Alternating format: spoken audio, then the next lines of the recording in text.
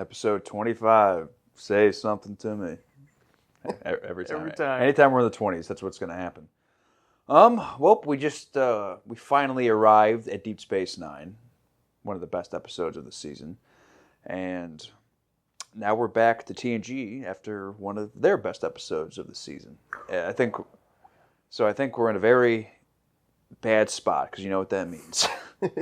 It's always great. But yeah, when you're in the glass half empty perspective of target audience, you just know something bad's about to come. And then you add my glass completely empty. Yeah. Oh, your glass completely empty. Yeah, Yeah. I'm half empty. Yeah, you're the half empty. So we meet somewhere in the middle. But no, it'll be fine. Oh yeah, 2 episodes left. We've had a lot of good episode 25s in the past. Inner Light, Conspiracy, just to name a couple. So I mean, let's have another one. Let's do it. Yeah. Oh, you really did it this time, Will. I mean, this is not just a scrape. This is a very deep cut. This is a deep cut. But you've got to stop playing Parisi squares as if you're 21 years old. Oh. Now there's the deep cut. I wasn't playing Parisi squares. Worf's calisthenic program. No. I give up. What was it? I was trying to feed Spot. I was putting down the bowl of food. The next thing I know, there's a hissing ball of fur coming at my face. Oh.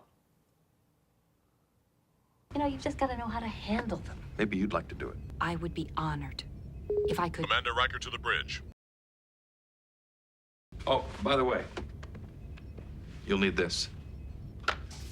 That's funny.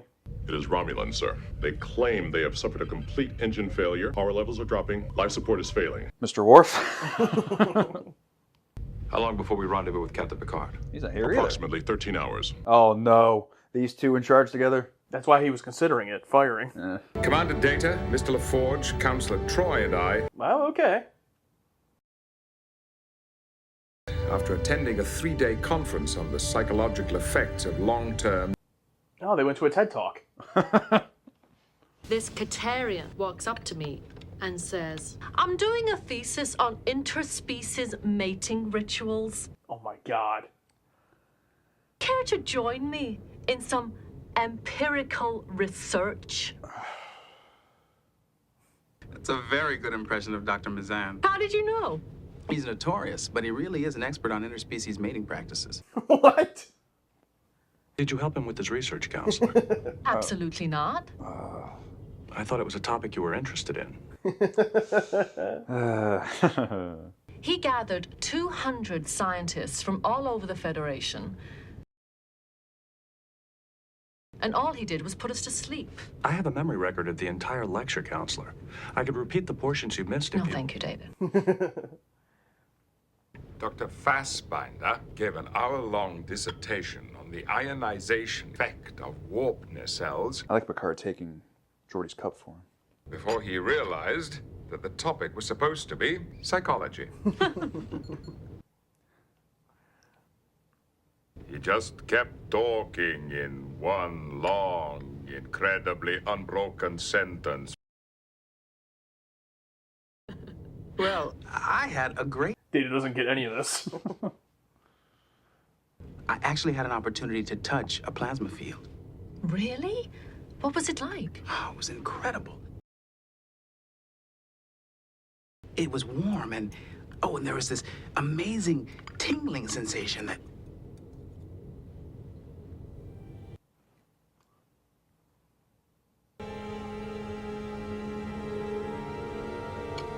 Oh, no way.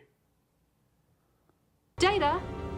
moved through my chest. It was incredible. It was like taking a bath in pure energy.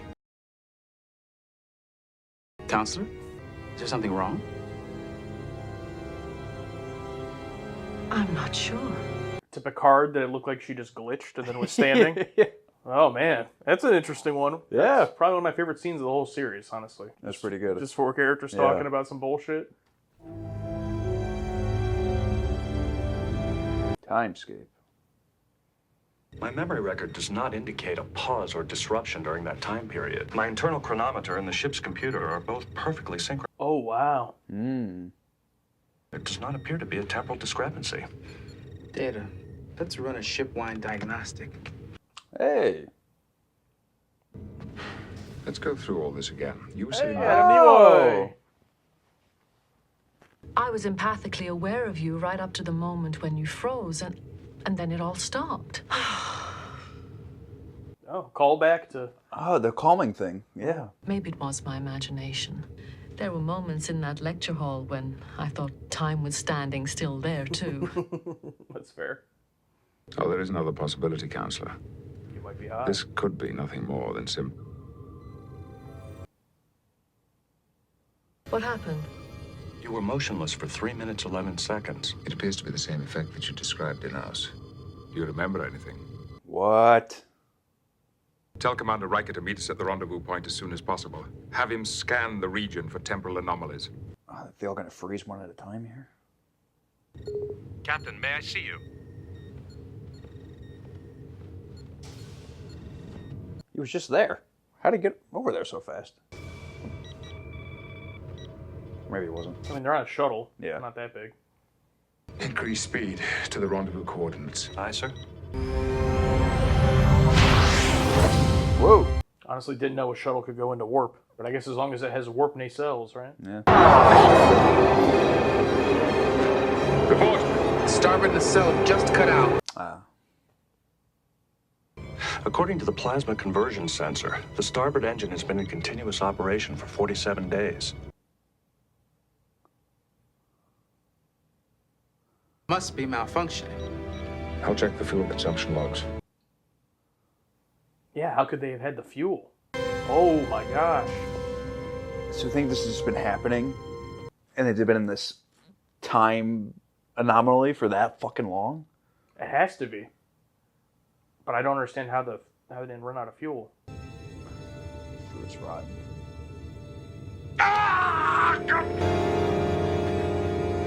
What the? Oh!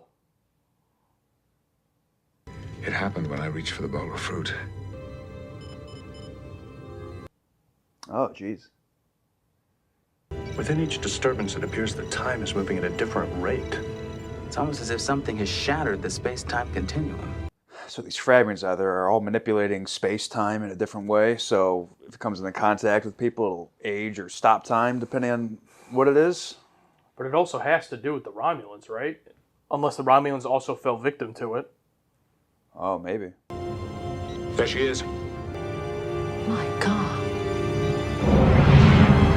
Wow. Oh, what? He did it. He said, Mr. Warfire. It's like, of course, of course. We're not going to be able to determine anything from here. We need to get on board the Enterprise. If we beamed aboard the Enterprise, we'd be frozen in time just like they are. Damn. What about a subspace force field? Like the one we used on Davidia 2? It would have to be practically skin tight. I think this is gonna work, but it's gonna take some time. It would seem that time is something that we have plenty of. Except I'd be scared because we just go through another time jump. Yeah, it can happen at any point. Channeled all communications through the subspace relays and the armbands. That way we'll be able to be in continual communication. All right, well, they did it.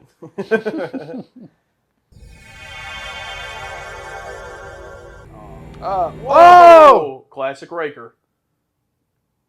There are 3 Romulans. All of them with disruptors. One at com. And none of these people seem concerned. Unless they literally just beamed in and before they had a chance to react. Appears that we can move objects in this time frame. Yeah, luckily you can stand on the floor. I'm wary about making changes in this time continuum until we understand more about what's going on. Little fisheye lens here. I like it. Will you lock onto our signals? I want you to transport Counselor Troy to... I'd rather not, Captain. You've got limited power, and your isolation fields consume a lot of energy. Understood. We'll use the Jeffries tube. Let's go.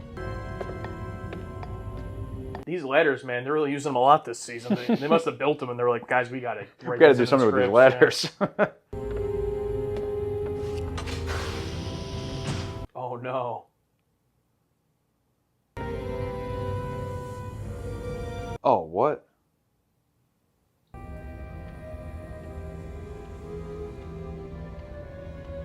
Ooh, okay. I love these vibes. Score.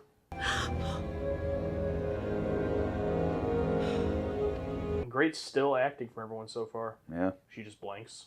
Oh, never mind. That's one thing I would not be able to do. Still acting? No, I can't. No!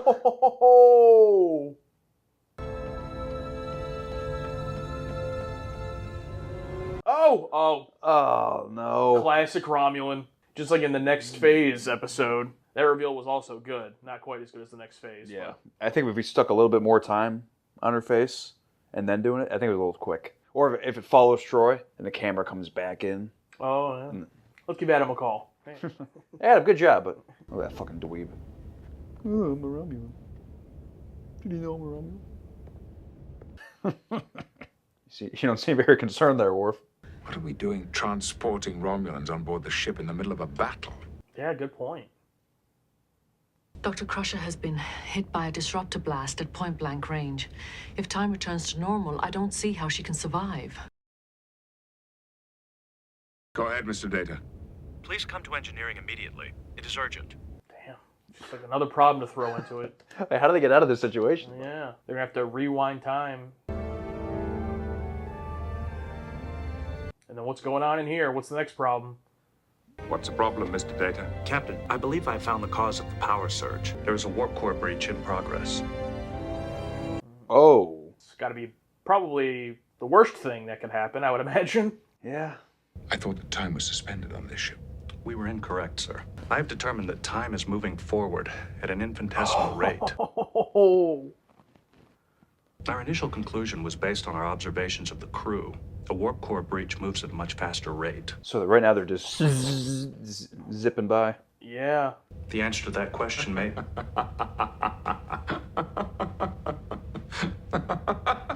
Space madness? Captain?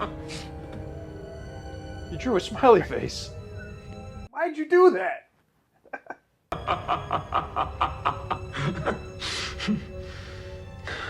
Maybe the thing is messing with them. Yeah. That's pretty funny, though. Okay, we got Man.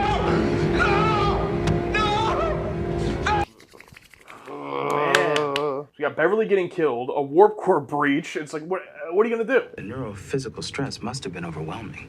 In much the same way deep sea divers experience nitrogen narcosis. Geordi, there should be a power utilization monitor over there. Data. Oh, that makes sense because Geordi wasn't on the ship, on the Enterprise, when he saw the rocket. Its energy signature matches that of the temporal fragments we observed earlier. However, it is approximately 1.2 million times as intense. Ooh. Don't touch it. What are those dark spots? I'm not certain. They exhibit a complex bioelectric pattern. I'm gonna close it up, dude. Yeah. It appears the aperture is beginning to fluctuate. Close that door. Close the door, dude. There's an energy buildup in the phase compensation loop. Check the main distribution matrix. So maybe they can use this to rewind. I'm reading a massive feedback. Systems are beginning to overload. Can they even notice him? Down the power transfer screen. Watch the screen. They're unable to comply. Their power interlocks won't disengage. They'll have to interact. Oh, he can see him. And remember the Romulan on the Enterprise who could move. Yeah, that person's still there. The Enterprise is You go, Adam. Oh!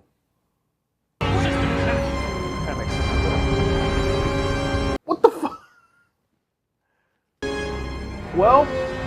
Oh!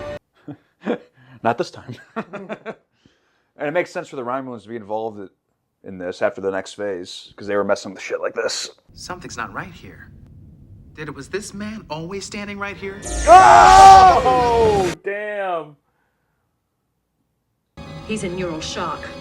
We must get him to the runabout. There isn't time. He's dying. Oh, now he's stuck in that time. Oh my god. Oh, okay, checking the Romulan. I am getting unusual readings from his bioscan. I'm not certain he is a Romulan. Okay.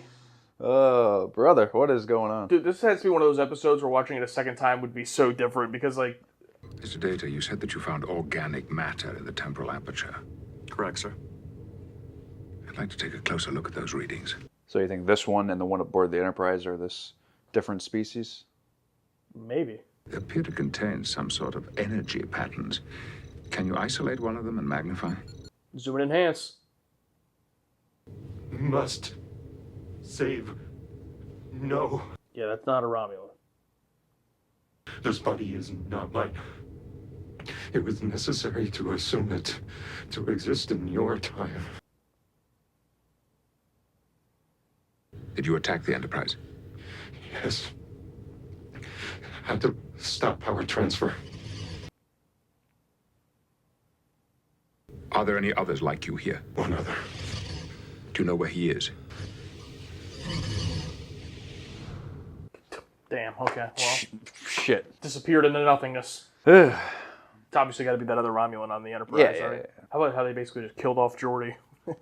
Oh, yeah. You're done. You've done enough. Counselor, are you in position? Ready, Captain. All right, Mr. Data. Initiating tricorder emissions.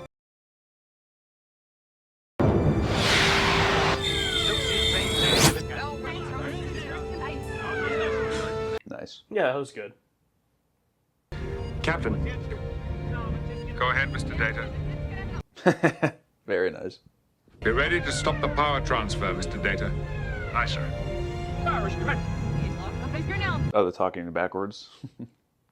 You must stop! Oh, God. Oh, shit. Dude, it looked like she hit her head when she fell, dude. Uh, The power transfer can now be engaged. Do not initiate that power transfer. I'm sorry, sir. I already have. Oh, okay, stop it then, you goof. It can't be disengaged. Containment field activated. Damn. What's Picard doing? Captain. he was helping him up. There was an alien here who'd taken Romulan form. I was firing at her. The doctor got in the way. Where did she go? Oh, great job, Beverly. You got in the way. I'm bringing the runabout in.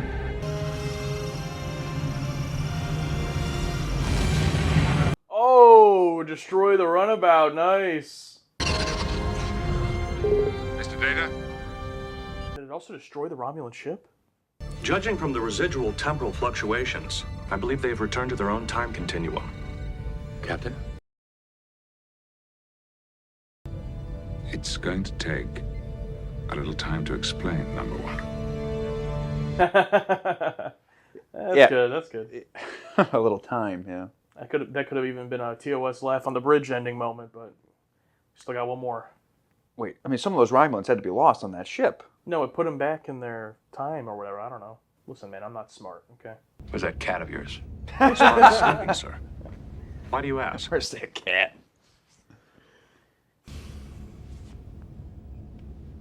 He's so scared. Your bridge shift begins at 2300 hours. Understood, sir. Recent events have compelled me to study how humans perceive the passage of time. He's gonna watch the tea. Water boil. Time seems to pass more slowly in one instance or more quickly in another. In reality, the actual passage of time remains fixed. It doesn't explain what you're doing. Every situation is different. It depends on how you feel. I've been testing the aphorism, a watched pot never boils. There you go. It appears I am not capable of perceiving time any differently than my internal chronometer. Why don't you turn it off? Data people do not have internal chronometers. Why don't you see what happens if you turn yours off? Thank you, sir. I will try that. Oh, you can just do that? Just don't be late for your shift. Yeah, you saw what happened to Worf when he was late once. He had a whole freaking character arc.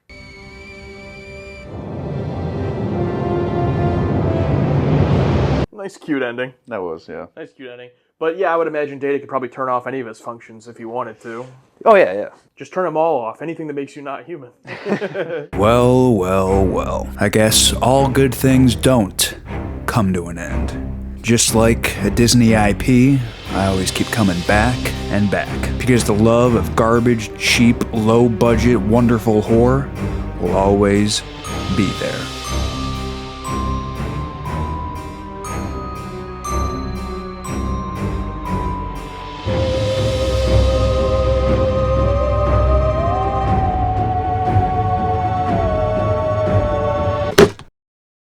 Somehow, the horror gallery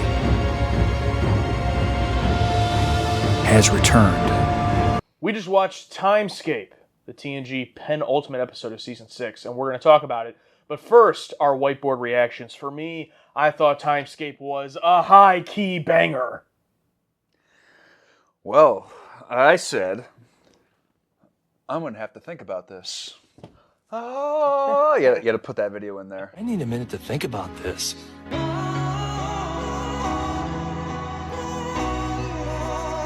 Yeah, this one hurt my brain a little bit, but I love anything space-time continuum, time freeze, time goes fast, and trying to figure that out was all a lot of fun. And an odd 4-man crew being able to figure this out. And I like the mystery, too, once they get to the Enterprise and the Warbird and all the different situations they were in. Like, what is happening? Got to see Patrick Stewart act all goofy. That was funny. These aliens, a little odd that they chose a Romulan warp core unit to put their kids in. You think they asked them, or they said, "Oh, we can put them in there," or they must? And they didn't ask. Yeah, or they probably perceive time and reality completely different than us. So Yeah. it's one of those, whatever. But overall, it was a lot of fun.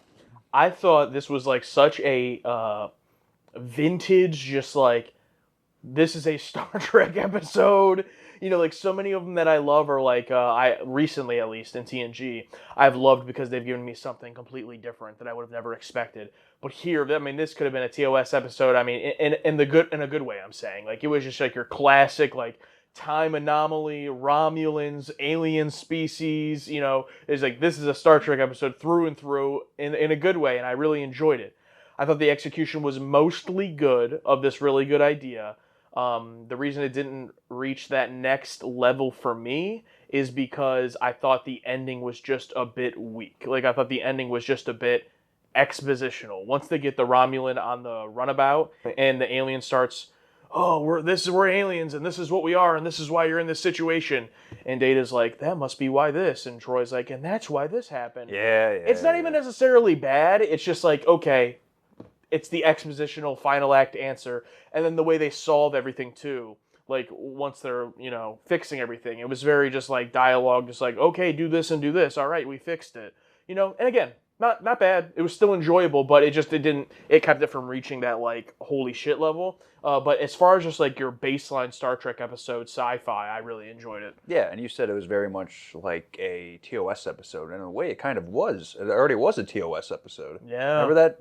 I think it was a season 3 episode where Kirk and whoever were in, and that species were in an extremely fast sense of time. Wink of an eye. Wink of an eye, yeah. Classic. Where we kept thinking they were small, but really they were really fast. Yeah. Because it kind of played on that here, because Data said that the thing is moving at so slow that it will completely explode in 9 and something hours. So very similar to that. I like the little callback to, oh, actually, no, it's not. Not that I think about it. The next phase. Remember that? Yeah. Because it wasn't a Romulan plot. They just happened to use their engines that these species nest in, where they nest in black holes. So I guess you can throw that in the trash. It is still very reminiscent of the next phase, though. Yeah, oh yeah. And I like the next phase a little bit better. Yeah, but I'm talking about like story. I thought it was a story continuation of what the Romulans. Oh, like a direct continuation. Yeah. That would have been cool. Of what they were trying to do, because maybe that was the bait and switch, because it's one of the species took over 2 Romulans. So I wonder if they did that on purpose to make us think, oh, this is part of that, but it wasn't.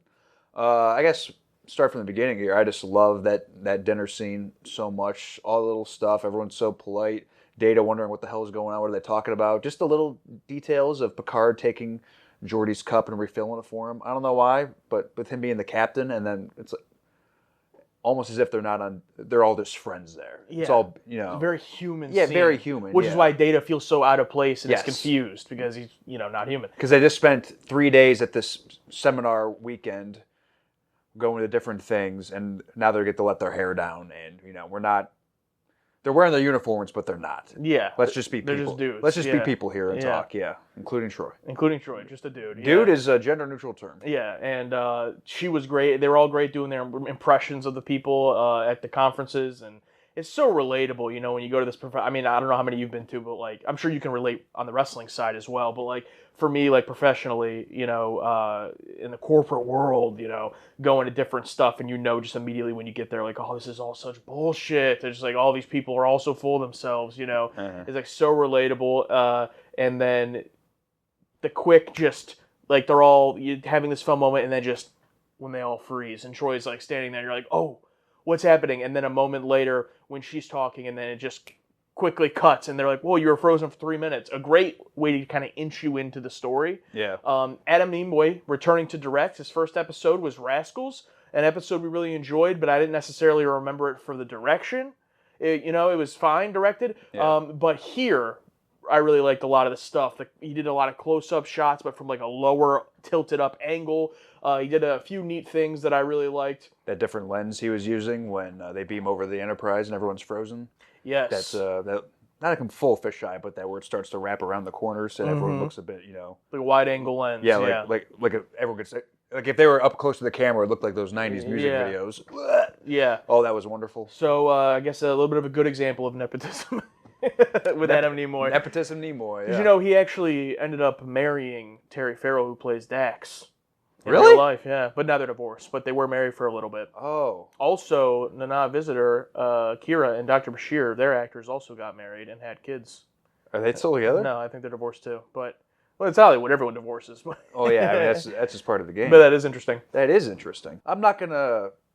You know, sometimes I like to get down a little bit into the nitty-gritty of how this stuff works, these temporal anomalies, but my brain hurts just thinking about it.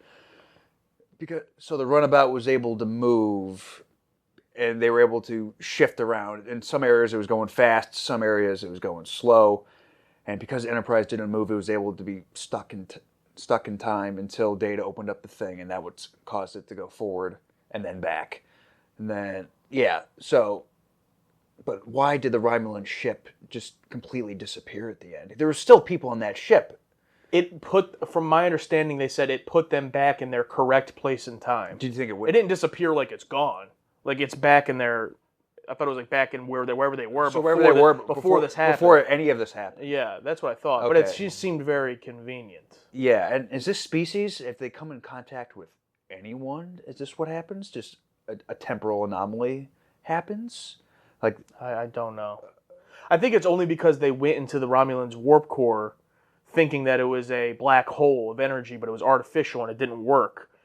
Kind of a weird species. Okay. In order to nurture your young, you have to find a black hole. Yeah. Kind of odd. Yeah. How did you survive? So I can't remember what originally caused it, because the species going into the warp core in the Romulan ship. Yeah, so they went in there and then they realized, oh shit, this doesn't work, and that's what they started to drain the power, and that's they turned it off. Yeah. So then the Romulans were like, "Oh shit, our thing turned off," because they didn't know about the alien species. Yeah, yeah. So then they called the Enterprise, or they called the distress signal. Enterprise came in. We need that's power. And that's the scene we saw in the beginning, where they're like, "Oh, why did their thing turn off?" So then what we didn't see was then the Enterprise started that power transfer, and then that was killing the aliens. Then the Romulans realized, oh shit, we have to stop So this. then the aliens took over some of those Romulans and attacked the Enterprise, and then the other Romulans were like, "Oh shit." So, very odd. It's almost like a complete other episode was written and not part of the episode of what happened off screen, which I kind of like, but... Yeah, I love trying to put the puzzle together. I don't know if on a rewatch it's going to help, now that we know the answer. Yeah. But it would be... No, I don't think it would, because everything's revealed so matter of fact. Oh, Beverly wasn't being shot. Oh, Riker is being helped up, so a lot of that mystery's not there anymore. And I said that while we were watching, like, this will probably be a lot different on a rewatch, and I unfortunately think it's one of those reveals where it doesn't enhance it. Like, I feel like if I go back and rewatch this one, it's going to be like, oh, I already know what's happening. So it's just, like, not as interesting. Yeah, I don't think there's going to be some extra reveals here where you go, oh, I didn't notice that before. I don't think they snuck those in there. Yeah, maybe. I think it's all very matter of fact. I did like the whole fucking artificial time armband thing Geordi created. That's a nice little cool gadget that'll never be used again, but it was cool. And then he just gets killed off. Yeah, he's just shells for the rest of the episode. Like, I don't think we ever see him come back. No. Just killed off like a black guy in a horror film. Oh, no. How dare you, Adam Nimoy. Adam Nimoy, who didn't write the episode. But he directed it. So therefore, he made every choice, and all the responsibility falls on him. Yeah, exactly. I guess I gotta go with John here. I personally enjoy this one, but I'm not I'm not certain it's actually a very good episode. Interesting. That's a good way to feel about it. The lore brings up, oh look, we get to see the back section of a roundabout. Nice. But also, genuinely, I was actually surprised because in DS9, all we've seen is the main room that they're in. Yeah. So when they started exploring the back, I was like, oh, cool. And I didn't even know it was a runabout. I just thought it was a shuttle. And then they eventually say runabout, and I'm like, oh, this is the same thing that they have in Deep Space Nine. That's interesting. I wonder if they'll ever use the rest of it in Deep Space Nine. But going by the lore's take, I'm assuming not. This was probably a specific TNG thing. Yeah, do you think using runabouts in Deep Space Nine inspired them to say and use runabouts in Probably. TNG? I find that very likely. I just gotta read this one. This episode is just flipping cool. Oh, this is Nolan. This episode is just flipping cool, and we get to see the back of a run around about. Nice continuity with Troy's earlier banger of an episode because she knew how their engines worked. And who among us wouldn't draw something in the warp core breach cloud? Oh, wait. They brought that up about her knowing about how it Well, works? she was on a Romulan ship, so I assume she would know. We didn't bring up Darren Seal S tier just for the scene of Picard drawing a face in the warp core breach. It's just a fun, goofy scene. It's a comically perfect smiley face. And then he loses his mind. It's a good scene. Here's an interesting one. Josh T. Are they regressing Data's development and growth for the sake of jokes? First, Starship Mine, where Data didn't understand conversation and small talk. Now he doesn't understand why Troy wouldn't want to sleep with a stranger. We talked about it a little bit in Starship Mine, and I defended it. I'm going to defend it again here. I didn't think Data's non-understanding of their conversation at the beginning, nor his ending, where he talks about perceiving time, both of those don't feel to betray the character, in my opinion. I think that because of what he went through in Birthright Part 1, he probably just more than ever is now re-inspired to try to become more human. It's a plot line that they didn't necessarily forget, but had kind of been de-emphasized in his character throughout the series. It was not as strong of a focus for him as it once was in the beginning. Mm-hmm. And it feels like post-Birthright, these episodes, Starship Mine on this one, is refocusing on that, and I personally enjoy it. Yeah, I enjoy it as well. And I don't think he was actually insinuating to Troy to have sex with this professor. He's saying, oh, why didn't you help him study?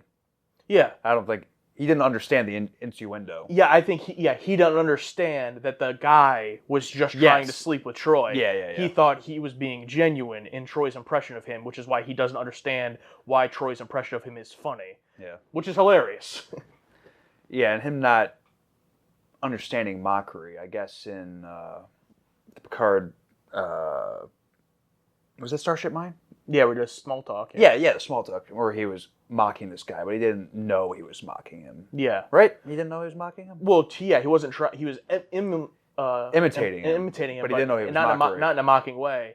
And also, the complaint that he wouldn't know what small talk is, I thought it was completely fair that he knows what small talk is, but he was trying to do it better. So. Okay, and I think it would make sense for him not to make a total sense of what mockery, or that they were doing mockery to those people, because they didn't say it upright. Oh, I'm mocking him. He just started doing an impression, and Data's just, oh, that's odd.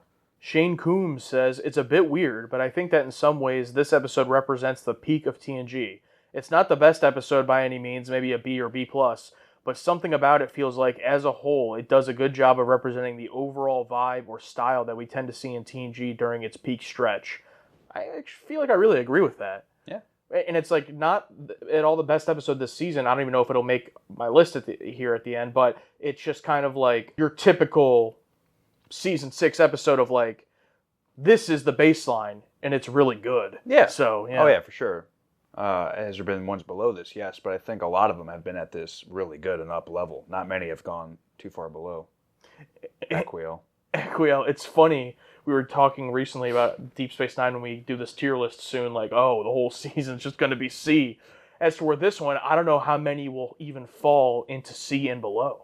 Like, it's going to be a wild Yeah, one. it's good. Yeah, we're going to just have to cut that list in half, not even go below. Well, it's going to look like our patrons made it.